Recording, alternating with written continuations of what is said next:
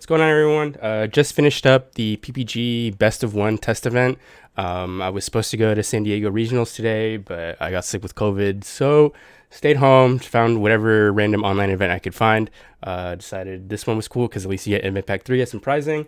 And since it's Best of One format, I figured, hey, let's play like the Japanese, figure out what they're doing over there. Initial thoughts, overall thoughts on Best of One format.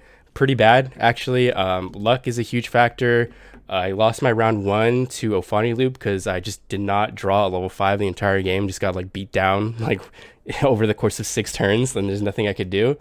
And then won all the other rounds, and then I lost in the very last round to D Brigade to my own misplay. Honestly, I just forgot to play another blocker when I could have in the early game, and I ended up getting beat down because of it. But overall, happy with the deck's performance. Just try to high roll it. That was kind of my idea since it's the Best of One format. So nothing too crazy in this list. We'll just get straight into it with the 4 Yokomon Egg. Digibursted, gain plus 2000. Pretty self-explanatory. For rookies, it's 3 Palmon, or not 3, 4 Palmon, 4 Terriermon, and 4 Kokua X. That's pretty standard. Really the only eggs that or level 3s that you could be running in this deck. Some people play like a Lalamon or a Goblimon or a Tentomon as 13th or 14th rookie, but instead I chose to run some more searching options in the deck, which you'll see later. But for 12, this is pretty good. Moving on to level 4s, it's 4 Weedmon, 4 Kabuterimon. This is pretty standard. They're both 1 to Digivolve, and the Weedmon gives you the extra memory when Digibursted, which is huge. Lets you combo off in certain situations. Kabuterimon is a blocker, which really comes up to get rid of like some OTK potentials, save yourself that last security, stuff like that. And 2 Arbormon, just a hybrid for game. I choose Arbormon over Metal Kabuterimon because just the 2 to Digivolve in raising area. Sometimes like I would have the Metal Kabu as my only level 4 in hand and I have to Digivolve it over a level 3 for 3 memory, and it was like really disadvantageous. So even though sometimes like you could do like the cycle in your raising area for 1 over your level 4s with Metal Kabuterimon, I found that it wasn't really worth it for the situations where you would just lose because you pass them over too much memory. So it wasn't really worth it to me. It's 4 level 5s. It's just the 4 Okuamon and the 4 Okuamon X. This is pretty much like the lifeline of the deck. Like this is what really gets you going. This Okuamon is nuts. The pseudo Ice Wall effect, whenever your opponent's Digimon becomes suspended, they lose a memory. Combo with this, so you can go Okuamon X over Okuamon, suspend one of their guys, and then they lose a memory, and then you can go into your Grand Kuwagwan for 2, and then Grandis for 1, and that's just kind of how the deck gets going with its OTK combo. Overall, super, super good. All right, moving on to level 6s. 4 Grand Kuwagamon and 4 Grandis Kuwagamon. Just this is the OTK engine of the deck. You go into Grand Kuwagamon, Digiburst your stack, gain all your Digiburst effects. You have your jamming, you have your gain of memory, you have plus 2000. And then if you have the Akua over Akua X, you can keep the piercing underneath, which is really good. Grandis swings twice, so you swing 3 checks in 1 turn. Everyone knows what this deck does. This is pretty standard Grandis list so far. Like the only thing that's kind of crazy is I'm only running, or I am running 4 Terriermon. Like some people only run 2 or 3, and then they tech out with like Lalamons, Goblimons, etc. as your other level 3s. But I like the 4 Terriermon, and I have them all max rarity, so I want to show them off. They're very pretty. All right, for Tamers, it's 4 Mimi.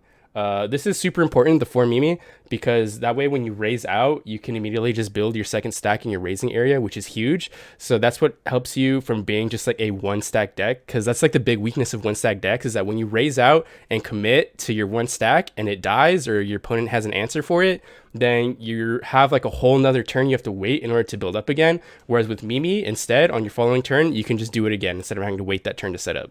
So Mimi, super, super clutch. If you can get out 2 Mimi, it's super broken because then you can get like pseudo rush. So that's insane. And then 2 Tamers that no one else really plays in this deck, but I am. I'm running 1 Analog Youth and 1 Cool Boy. So I just wanted more search power in the deck. So this is kind of, I wanted 10 cards that search essentially, right? So I have my 4 Kokuamon. So these search top 3 for an Insectoid or a machine, or which is itself, it's the only machine in the deck.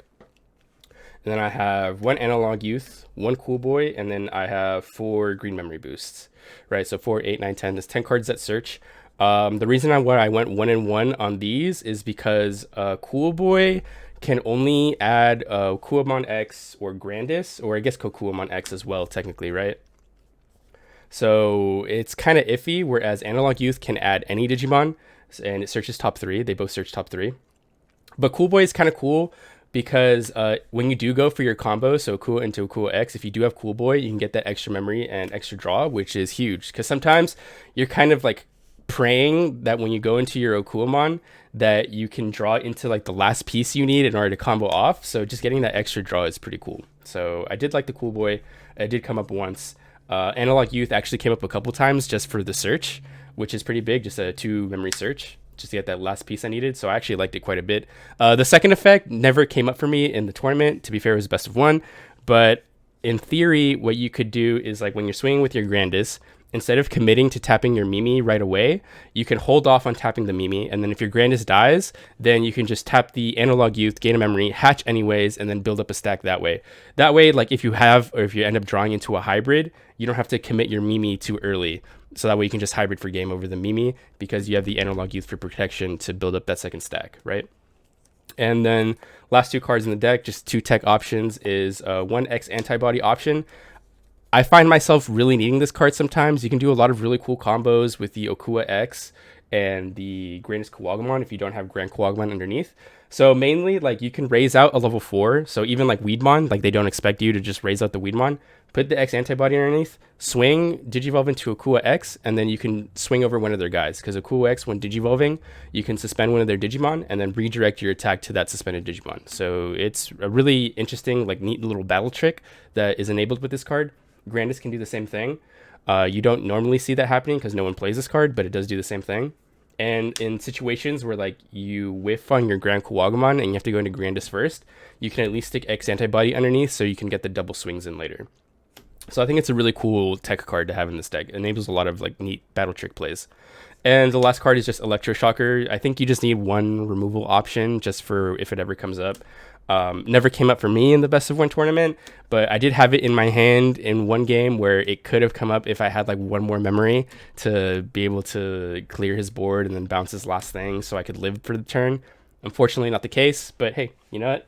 It's there just in case. And sometimes when you're playing like to high roll in the tournament, you just need that 1 card to just in case win a game, you know, or save you from losing a game. So that's the list. Just try to make it like as high roll consistent as possible for the best of 1 format. That's why I included these 2 cards. Other than that, it's a pretty standard Grandis list. Nothing too crazy. Pretty happy with how the way the deck performed.